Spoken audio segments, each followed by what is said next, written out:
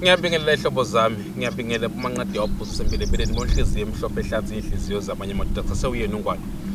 Ikade limnyama phansi kwamhlabeni ngalapho ngithakathela khona esigodlweni sami esinamandla. Ngifisa ukudlulisa ukubonga umsebenzi usenzeka ngendlela umsebenzi sisawuqhuba khehla.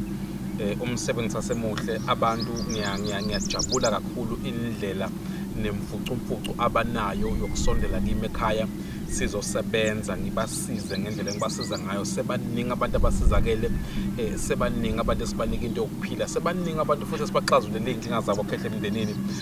Kuney'nkinga ezahlukahlukene khehla ey'fikela kumuntu oyedwa. Abantu abazi ukuthi iy'nkinga zabo ziyafana, ukuthi uma uhleli nenkinga usuke uyitshela ukuthi wena kuphela obhekana leyo nkinga, kanti iy'nkinga zenu uma senisemakhosini ngiyayiqhathanisa ziyafana bakwethu. So ngiyafisa nje ukudlulisa ukubonga kulokho ukuthi isizwe siphelele ngobuningi baso size ekhaya nokungithemba ke bakwethu, ngoba masihlangana ko-TikTok sihlangana ko-YouTube kuma-social media indawo lena engathembisi impela, kodwa abantu banakuyinika isibindi basondele kimi ekhaya sizobasiza. Ngingwane ke bakwethu ngidlulisa nje ukubonga kakhulu esizweni ukuthi sibe nokungethemba basondele kimi abantu ekhaya ngizobasiza. Kuningi ekhehla ke esingakhuluma ngakho nengihlala ngikhuluma ngakho futhi ey'nsukwini. Mina ngiyabhilivela ekuthenini umuntu kumele ukuthi aphile enyameni, emoyeni kuqala khehla before senyameni.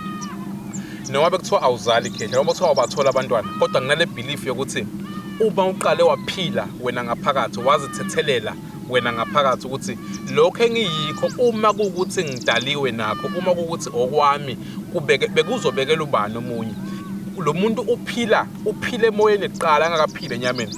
Athi eza ukuzofuna usizo uza nge-understanding yokuthi lento njengoba ibekwe kimi, ibekwe emntwini ebekumele ukuthi ihlale kuyo, angeke nginikwe amandla noma nginikwe umthwalo ebengeke ngikwazi ukwenzani ukuwuthwala.